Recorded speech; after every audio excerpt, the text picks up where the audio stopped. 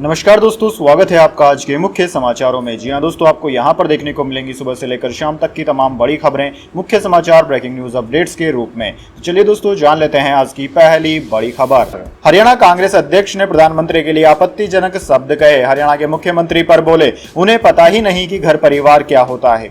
जी हां दोस्तों, हरियाणा कांग्रेस के अध्यक्ष उदय भान ने प्रधानमंत्री मोदी और राज्य के मुख्यमंत्री मनोहर लाल खट्टर को लेकर अपशब्द कहे। उन्होंने शनिवार 23 सितंबर को एक कार्यक्रम के दौरान एक विवादित बयान दिया।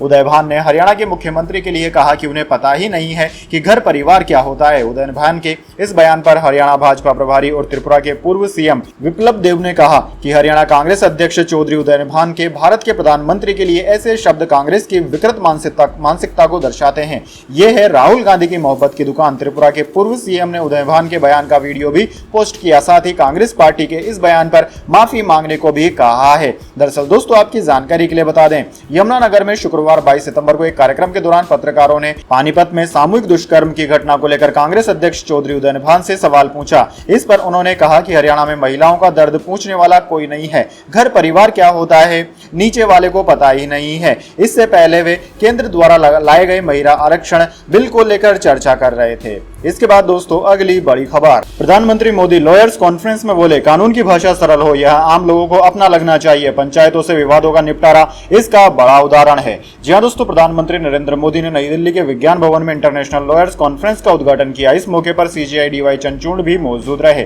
कार्यक्रम में प्रधानमंत्री ने देश की लीगल फ्रेटर्निटी की तारीफ की। इस मौके पर पीएम ने कानूनी कार्यवाही को लोगों के लिए आसान बनाने के बारे में भी बात की। उन्होंने कहा कि आम लोगों को भी कानून अपना लगना चाहिए। देश की पंचायतों में इसका उदाहरण मिलता है। उन्होंने कहा कि सरकार भारत में नए कानून बहुत ज्यादा सरल बनाने की दिशा में काम कर रही है। बार काउंसिल ऑफ इंडिया की तरफ से आयोजित इस सम्मेलन का विषय न्याय विवरण प्रणाली में उभरती चुनौतियां है। यह सम्मेलन 23 और 24 सितंबर को आयोजित किया जा रहा है। इस कॉन्फ्रेंस में लॉर्ड चांसलर ऑफ इंग्लैंड को और बार एसोसिएशन ऑफ इंग्लैंड के डेलीगेट्स भी शामिल हुए हैं।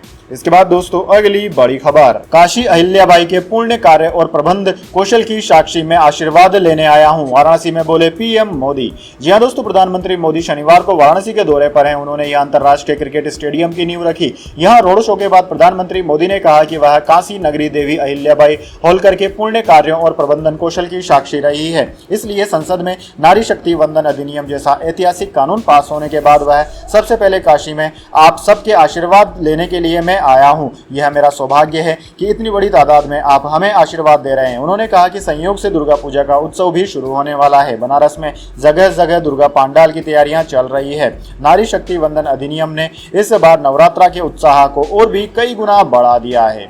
इसके बाद दोस्तों, अगली बड़ी खबर। कब टूटेगी प्रज्ञान विक्रम की नींद, चंद्रयान 3 को लेकर इसरो चीफ ने दिया बड़ा अपडेट।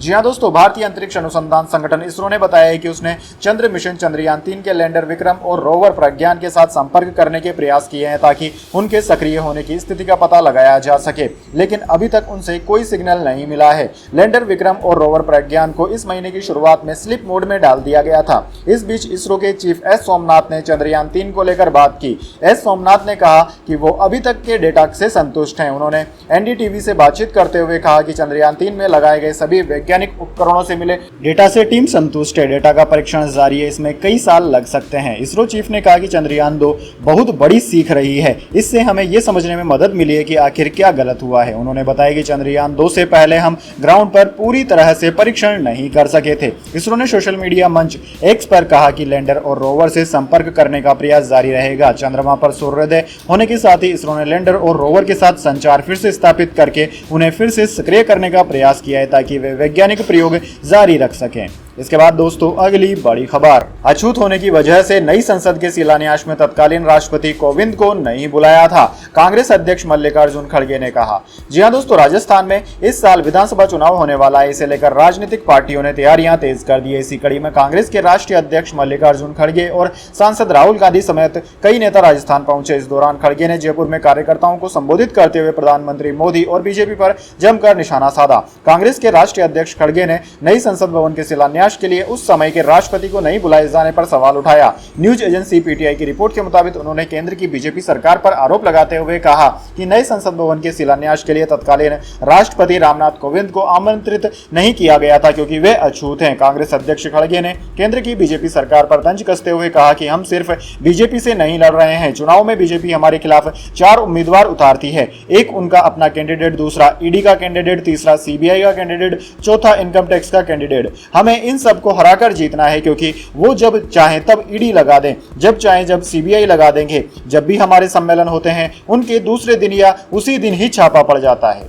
इसके बाद दोस्तों अगली बड़ी खबर, आतंकी निज्जर ने की थी भारत में हमले की प्लानिंग, पाकिस्तान में ली थी ट्रेनिंग, खुफिया रिपोर्ट्स। जी हां दोस्तों, मारे गए खालिस्तानी आतंकी हरदीप सिंह निज्जर जो भारत में एक लिस्टेड आतंकवादी था, उसका अपराध से पुराना नाता रहा है। वह कथित तौर पर 1980 के दशक से अपराध में शामिल था और उसके छोटी उम्र से ही स्थानीय गुंडों के साथ संबंध थे। भारतीय अधिकारियों द्वारा तैनात किए गए डोजियर से यह बात सामने आई है। डोजियर के मुताबिक निज्जर 1996 में जाली पासपोर्ट पर कनाडा भाग गया था और वहां एक ट्रक ड्राइवर के रूप में एक लो प्रोफाइल था। वह हथियार और विस्फोटक प्रशिक्षण के लिए पाकिस्तान गया था। उसने कनाडा की धरती पर शरण लेते हुए पंजाब में कई हत्याओं और हमलों का कथित तौर पर आदेश भी दिया था। डोजियर में कहा गया है कि पंजाब के जालंधर के भर सिंहपुरा गांव के निवासी हरदीप सिंह निज्जर को गुरनेक सिंह उर्फ नेका ने गैंगस्टर जीवन की शुरुआत करवाई थी। 1980 और 90 के दशक में वह खालिस्तान कमांडो फोर्स यानी कि KCF आतंकवादियों से जुड़ा हुआ था और बाद में 2012 से वह खालिस्तान टाइगर फोर्स प्रमुख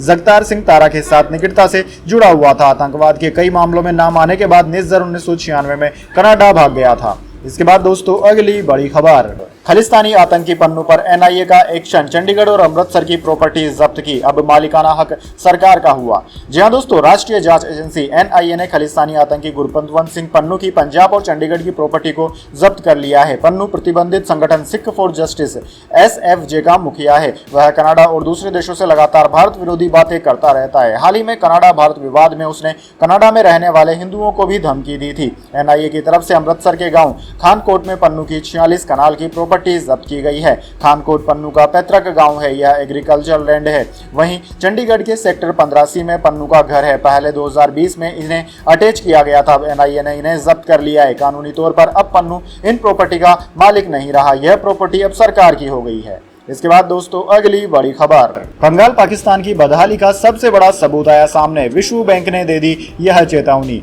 जी हां दोस्तों, पाकिस्तान की अर्थव्यवस्था का बुरा हाल है। महंगाई और गरीबी से आम जनता बदहाली में जीवन व्यतीत कर रही है। कर्ज में डूबी सरकार के सामने दूसरे देशों के सामने हाथ फैलाने के अलावा दूसरा कोई विकल्प नहीं है। कुछ रिपोर्ट्स में कहा गया था कि IMF से कर्ज मिलने के बाद पाकिस्तान की आर्थिक स्थिति में सुधार देखने को मिल सकता है। हकीकत में ऐसा नहीं हुआ। विश्व के मुताबिक पाकिस्तान में गरीबी बढ़कर 39.4% हो गई है। विश्व बैंक ने कहा है कि पिछले वित्त वर्ष में पाकिस्तान में गरीबी बढ़कर 39.4% हो गई है। खराब आर्थिक हालात के कारण 1.25 करोड़ से अधिक लोग इसकी चपेट में आए हैं और वित्तीय स्थिरता हासिल करने के लिए देश को तत्काल कदम उठाने होंगे।